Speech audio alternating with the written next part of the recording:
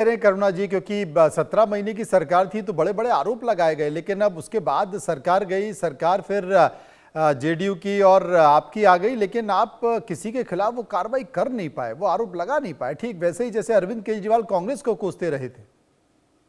देखिए मनोज जी, जिस तरीके से करुणा जी कह रहे हैं, 17 महीने और विगत हमारी जो 20 वर्षों से हमारी सरकार है, इसके बीच में 2 बार इन्होंने सरकार बनाया नीतीश जी के साथ। और 17 महीने में ये तेजस्वी जी घूम घूम के कह रहे हैं कि हमने साहब 5 लाख नौकरियां दी। लेकिन मैं मनोज जी, मैं बड़े ही जिम्मेदारी के साथ ये कह रहा हूं कि हमारी सरकार ने विगत 5 वर्षों में बिहार के लोगों में 10 लाख लोगों को रोजगार देने का काम किया है। और इस बार के कैबिनेट में बिहार सरकार ने यह घोषणा कर दी है कि हमारी सरकार बनते ही हम 1 करोड़ लोगों को नौकरी और रोजगार की मुहैया कराएंगे। ये हमारी प्राथमिकता होगी, हमने कैबिनेट में तय कर दिया है। चूंकि और हमने ये भी कहा है कि हर डिस्ट्रिक्ट में, 38 डिस्ट्रिक्ट में, हर डिस्ट्रिक्ट में एक उद्योग स्थापित करेंगे और उस उद्योग के माध्यम से हम लोगों को रोजगार भी देंगे। आज जिस तरीके से डेवलपमेंट की बात देखिए, आज बिहार में, बिहार और झारखंड जब अलग होता है बिहार से, तो उस समय की स्थिति और आज की स्थिति में देखिए कितने के फर्क है। आज 27,000 करोड़ का झारखंड का बजट है और बिहार का बजट 3.17 लाख करोड़ है। यह दर्शाता है कि बिहार में विकास किस तरीके से हो रहा है। आप उसी पटना की बात करिए, आप पटना से आप गया चले जाइए, आरा चले जाइए, मुजफ्फरपुर चले जाइए, कहीं चले जाइए, 1.5 घंटे में आज जा रहे हैं। और जहां तक चूंकि डीजीपी साहब रहे हैं तो क्राइम की बात कर रहे हैं, तो आज बिहार में 2005 के बाद एक भी साहब आप ऐसा क्राइम बता दीजिए दो जो कि संगठनात्मक अपराध होते हो, जो पहले ग्रुपबाजी होती थी, एक भी अपराध नहीं। मनोज जी, मैं कहना चाहता हूं कि आप पटना से आप मोकामा तक रात को 12 बजे चले जाइए, अगर आपके साथ किसी का व्यक्तिगत दुश्मनी नहीं है तो आप मोकामा से रात को 12 बजे लौटकर पटना आ जाइए, आपको कहीं भी कोई अपराधी नहीं मिलेगा। एक भी इस तरह का आपके साथ कोई क्राइम हो जाता है तो हमारी सरकार उसके लिए जिम्मेदार है। लेकिन मैं दावे के साथ कहता हूं कि बिहार में इस तरह के संगठित अपराध खत्म हो चुके हैं। कुछ अपराध निश्चित तौर पे हो रहे हैं, मैं ये मना नहीं कर रहा हूं कि अपराध नहीं हो रहा, अपराध हो रहे हैं, लेकिन व्यक्तिगत लड़ाई का अपराध हो रहा है, उसमें भी पकड़े जा रहे हैं और सारी कार्रवाई हो रही है। और 2005 के पहले का जो बिहार था और आज के बिहार में इतना फर्क है कि आज बहन बेटियां जिस तरीके से सड़कों पे जा रही है, और 2005 के पहले 5 बजे शाम के बाद कोई बहन बेटियां सड़कों पे नहीं निकलती थी। और आज जिस तरीके से बिहार तमाम, आप बार बार बिहार में रोजगार की बात कर रहे हैं, बिहार में हम लगातार हमारा प्रयास है, पलायन की बात कर रहे हैं आप, पलायन तो गुजरात में भी गांव के गांव खाली हो गए हैं। कई कौन ऐसा प्रदेश है, केरल चले जाइए, वो तो सबसे ज्यादा पढ़ा लिखा प्रदेश है, वहां पे पलायन हो रहे हैं, सारे लोग देश छोड़ के भी दूसरे जगह जा रहे हैं। तो ये तो बिहार के लोगों की प्रबुद्धता है, बिहार के लोग पढ़े लिखे लोग हैं। आप जैसे कह रहे हैं बिहार में पढ़े लिखे की नहीं, आप हिंदुस्तान के किसी भी स्टेट में चले जाइए, आपको 2, 4, 5 आईएएस आईपीएस बिहारी जरूर मिलेगा। वो दर्शाता है कि बिहार के लोग कितने प्रबुद्ध हैं और कितने पढ़े लिखे हैं और कितने संस्कारी है। ये किसी को दूसरे को देखिए, पलायन पर करुणा जी, पलायन पर तो घुमाकर अनंत अमिन सिंह आप ही के ऊपर आ गए। आप भी तमिलनाडु कैडर के रहे हैं, तो बोले साहब आप भी बिहार छोड़ के गए थे तमिलनाडु। बिल्कुल मनोज जी, बीजेपी के प्रवक्ता ने बहुत सारी बातें की, उन्होंने नौकरी देने का वादा किया। इनके प्रधानमंत्री ने, जब नरेंद्र मोदी जी ने प्रधानमंत्री बनने के पहले हर एक साल 2 करोड़ नौकरियां देने का वादा किया था और 11 साल में 22 करोड़ नौकरियां हो जाती, और इस पीरियड में कम से कम 22 करोड़ नौकरियां चली गई हैं। और आपने देखा कि कोरोना काल में कैसे हुआ, और आज 45 साल में सबसे ज्यादा बेरोजगारी अगर किसी समय है, लेकिन करुणा जी, नोटबंदी खुद ही बोलते हैं कि ये जुमले करुणा जी, चुनावी जुमले हैं। करुणा जी, नोटबंदी को इश्यू बनाया गया, उसके बाद फिर कोरोना काल में तमाम सारी सरकार की विसंगतियां, असुविधाएं, कमियों को इश्यू बनाया गया। बावजूद अभी भी लोग एनडीए को चुन रहे हैं, बीजेपी को चुन रहे हैं, नरेंद्र मोदी को चुन रहे हैं। मनोज जी, इन्होंने केरल के पलायन की बात की। मैं तमिलनाडु में काडर का आईपीएस ऑफिसर रहा हूँ, केरल को अच्छी तरह जानता हूँ। केरल के लोग दिल्ली में रिक्शा चलाने के लिए नहीं जाते हैं, सिक्योरिटी गार्ड करने नहीं जाते हैं, वो गल्फ कंट्रीज में जाते हैं और अच्छा पैसा कमाते हैं। अगर बिहार के लोग अमेरिका जाएं, इंग्लैंड जाएं, डॉक्टर बने, इंजीनियर बने, साइंटिस्ट बने, आईटी प्रोफेशनल बने, ये बहुत खुशी की बात है। बिहार के लोग आईएएस आईपीएस बनते हैं, उसका मैं खुद एक उदाहरण हूं, ये बहुत खुशी की बात है। मुझे दुख इस बात का है कि बिहारियों को मजदूरी करने के लिए बिहार आज एक अनस्किल्ड लेबर का सप्लायर बन गया है डेवलप्ड स्टेट्स को। इस समय भारत में दो तरह के स्टेट्स हो गए हैं, एक डेवलप्ड स्टेट्स और एक डेवलपिंग स्टेट, और बिहार को एक साजिश के तरह पिछले 20 सालों में गरीब बनाया गया है। यहाँ पर रोजगार की कोई सुविधा नहीं दी गई है। जो भी इंडस्ट्री आती है गुजरात में जाती है और महाराष्ट्र में जाती है, दूसरे राज्यों में जाती है, और बिहार के मजदूर वहां जाकर काम करते हैं। हमने देखा है जो पूरी कंस्ट्रक्शन इंडस्ट्री है डेवलप्ड स्टेट्स में, वो पूरी की पूरी कंस्ट्रक्शन इंडस्ट्री बिहारी मजदूरों पर निर्भर है। और जब इस समय जो त्योहार का भी समय है, इस समय जब छुट्टियां लेकर 1 महीने के लिए बिहारी अपने मजदूर अपने घर आते हैं, तो ये सारे के सारे काम ठप हो जाते हैं। तो अच्छा, एक चीज बताइए करुणा जी, चूंकि पूर्व आईपीएस आप रहे हैं, पूर्व डीजीपी आप रहे हैं, ये जो घटना हुई है हरियाणा की घटना को मैं बिहार से इसलिए जोड़ रहा हूं क्योंकि चिराग पासवान ने एक चिट्ठी लिखी है। एक ही गठबंधन है, लेकिन ये जो चिट्ठी लिखने का कारण मेरे समझ में नहीं आया कि चिराग पासवान हरियाणा के मुख्यमंत्री को चिट्ठी लिख रहे हैं, लिखकर उनसे कार्रवाई की बात कर रहे हैं, जांच की बात कर रहे हैं, निष्पक्ष कार्रवाई की बात कर रहे हैं। ये कारण मेरे समझ में नहीं आ रहा। या मुझसे पूछ रहे हैं? जी, आप ही से पूछ रहे हैं, इसलिए पूछ रहा हूं क्योंकि वहां पर एक आईपीएस ने सुसाइड किया है। चूंकि आप खुद आईपीएस रहे हैं, आप बेहतर तरीके पर बता सकते हैं, लेकिन चिराग पासवान का चिट्ठी लिखना, हरियाणा के किसी व्यक्ति ने चिट्ठी नहीं लिखी, वहां के किसी नेता ने चिट्ठी नहीं लिखी, लेकिन चिराग पासवान चिट्ठी लिख रहे हैं, वो समझ में नहीं आया। क्या ये बीजेपी पर दबाव बनाने की कोशिश है? ये बीजेपी के अंदर का अंतर विरोध है। बीजेपी की जो राजनीति है वो पूरी दलित, वंचित, पिछड़ों और अति पिछड़ों के खिलाफ है। ये इनकी जो सोच है वो आरएसएस की गोलवर्गर की बंच ऑफ थॉट्स वाली सोच है। इनको संविधान में विश्वास नहीं है, और इसीलिए ये दलित अधिकारी वाई पूरन सिंह, जो एक एडीजी रैंक के अधिकारी थे, जिनकी पत्नी आईएएस अधिकारी हैं, इनको लगातार प्रताड़ित किया गया, जाति के आधार पर प्रताड़ित किया गया, और इसी कारण से इन्होंने 18 पेज लंबा एक सुसाइड नोट लिखकर उसमें सुसाइड किया है। और उनकी पत्नी ने मांग किया है कि सारे अधिकारियों के खिलाफ जिन लोगों का नाम उन्होंने लिया है वो लिया जाए। तो चिराग पासवान बीजेपी में हैं, लेकिन उनको अपने जनाधार की चिंता है। तो चिराग पासवान जो है वो हमेशा से वो 2 नावों में चलते हैं। उनको केंद्र में मंत्री रहना भी पसंद है और बिहार में दलित का नेता बनना भी पसंद है। तो आप अगर गंभीर हैं तो केंद्र में हैं तो आप प्रधानमंत्री से मांग कीजिए कि ऐसे अधिकारियों के खिलाफ सख्त से सख्त कार्रवाई हो। आप दबाव अगर सही में डालना है तो आप अपने पद से इस्तीफा दीजिए, उन और दलितों के साथ खड़े होते हुए दिखिए। अमित जी, लेकिन वो ऐसा नहीं अमित जी, वाकई वाकई ये चिराग पासवान की दलितों को लेकर चिंता है, या सीट बंटवारे की उलझन के पहले चिट्ठी लिखकर, हरियाणा के मुख्यमंत्री को चिट्ठी लिखकर बीजेपी पर दबाव बनाने की कोशिश? चिराग पासवान ने बार दबाव बनाने की कोशिश की है, और उन्होंने पहले भी कहा कि हम 243 सीटों पर चुनाव लड़ेंगे, और वो भी दबाव की थी। और कितने भी मुद्दे पर जीतन राम मांझी और चिराग पासवान हमेशा आमने सामने रहे हैं और एक दूसरे के खिलाफ स्टेटमेंट देते रहे हैं। तो ये उनका चरित्र है।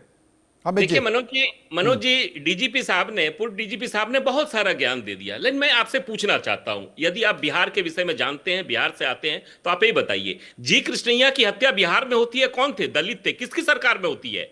उसके चंपा विश्वास कांड किसके शासन में होता है? हिंदुस्तान नहीं, दुनिया में ऐसा केस नहीं हुआ होगा चंपा विश्वास कांड जो कि बिहार में आरजेडी की सरकार में हुआ। उसके बाद अजय कुमार आईपीएस थे, क्यों बिहार छोड़ देते हैं? क्यों नौकरी छोड़ देते हैं? सिर्फ और सिर्फ आपकी गठबंधन की सरकार होती है और लालू यादव जी मुख्यमंत्री होते हैं, जिनकी वजह से उनको वीआरएस लेना पड़ता है, जो कर्नाटका से आकर बिहार में आईपीएस की नौकरी कर रहे होते हैं। चूंकि आप आईपीएस इसलिए मैं बात कर रहा हूं। और जहां तक आपने जी मनोज जी कहने का जी प्लीज, ये अजय कुमार, डॉक्टर अजय की बात कर रहे हैं, वो हमारे सीनियर भी हैं और हमारे अच्छे मित्र भी हैं, और कांग्रेस के बड़े ही शीर्ष नेता भी हैं। अभी कुछ दिन पहले तक उड़ीसा के प्रभारी भी रहे थे और अभी पिछली बार उन्होंने चुनाव भी लड़ा था जमशेदपुर से।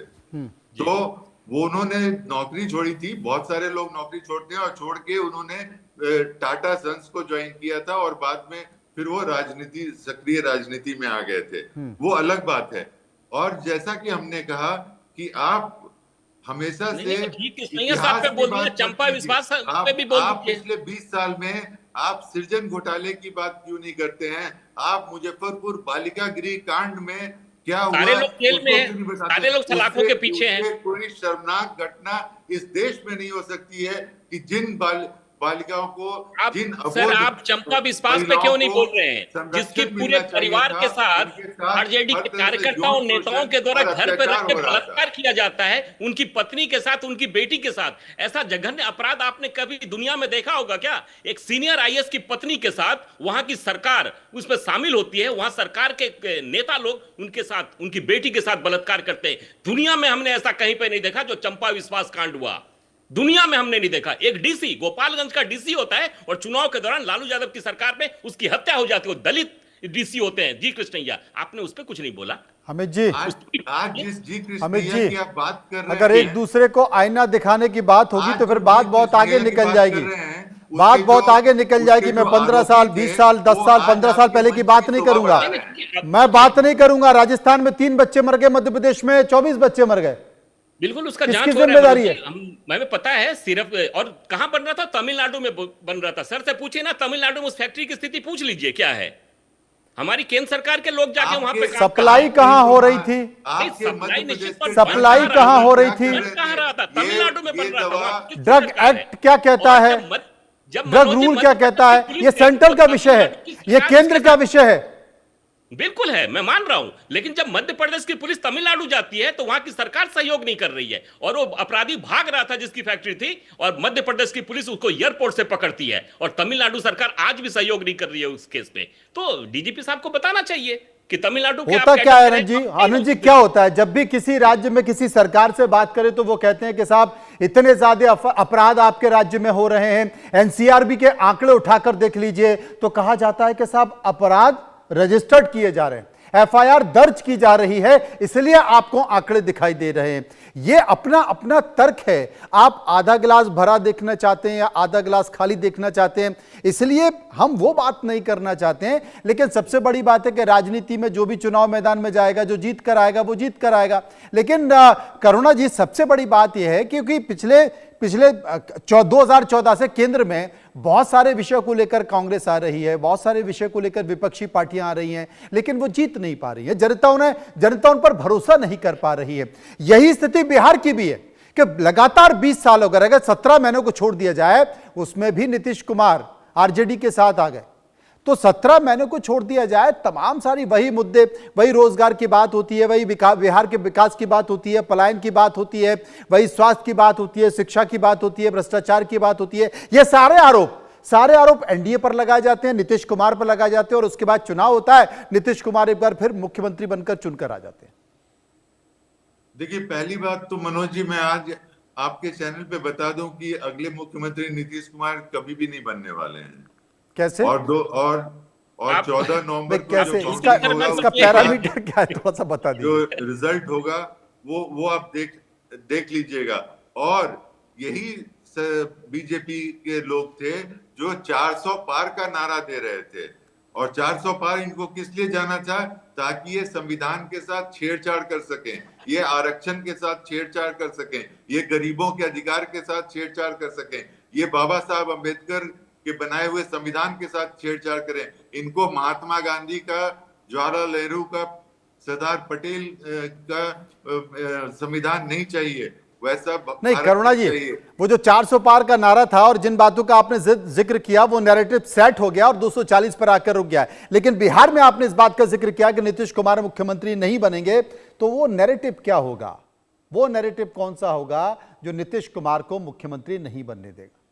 देखिए, आज बिहार में 18 से 39 के साल के उम्र के लोग 39% हैं, और ये लोग जो हमारा एस्पिरेशनल क्लास है, जो जिंदगी में आगे बढ़ना चाहता है, जो आज सोशल मीडिया देखता है, दूसरे राज्यों में दूसरे देशों का विकास देखता है और वो देख रहा है कि उसके सपने किस तरह से टूट रहे हैं, और खासकर नीतीश कुमार जी की जो मानसिक और शारीरिक स्थिति है और जो मीडिया के द्वारा से रोज लोगों के सामने आ रही है, तो इस समय बिल्कुल एक प्रॉक्सी में एक कॉकस है जो सरकार चला रही है, जिसमें बीजेपी के कुछ नेता हैं, जेडीयू के कुछ नेता हैं जिनका बीजेपी करण हो चुका है, और अधिकारियों का एक छोटा सा वर्ग है, और बिहार में इन लोगों के नाम को हर आदमी जानता है।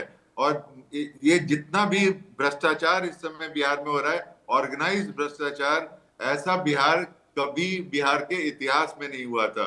बिहार के लोग आज त्रस्त हैं, परेशान हैं, इस सरकार को उखाड़ के फेंकेंगे। इसीलिए आज वोट चोर गद्दी छोड़ का नारा पूरे बिहार में गूंज रहा है। जब राहुल गांधी जी 17 दिनों तक और इस साल 5 बार वो राज्य में आए और उन्होंने जब वोट अधिकार यात्रा निकाली, तो आपने देखा पूरा बिहार आंदोलित था, पूरे बिहार की जनता उनके साथ खड़ी थी। जहां भी वो जा रहे थे हुजूम में लोग आ रहे थे। और एनडीए का जहां तक सवाल है, इनके मंत्री आजकल अपने सुरक्षा के बिना और सुरक्षा के को लेकर भी अपने अपने क्षेत्र में जाने से डरते हैं। और चाहे वो नालंदा हो, चाहे वो सारण हो, चाहे वो बेगूसराय हो, इनके करुणा जी बहुत बारीक स्थिति में चले गए हैं। अनंत जी बहुत बारीक परिस्थितियों पर चले गए हैं। और लेकिन सबसे पहली जो चुनौती है, सबसे बड़ी जो चिंता है कि पहले तो सीटों का बंटवारा हो, और जेडीयू ने भी तैयारी कर ली है प्रेस कॉन्फ्रेंस की। कल जेडीयू भी प्रेस कॉन्फ्रेंस करने जा रही है, जिसमें संजय झा और ललन सिंह बैठने वाले हैं, और उम्मीद की जा रही है, क्योंकि दिलीप जायसवाल ने भी कह दिया है कि कल हमारा जो गठबंधन का सीट शेयरिंग का जो फार्मूला है वो कल घोषणा हो जाएगी। तो मान लिया जाए कि आपकी स्थिति कल साफ हो जाएगी।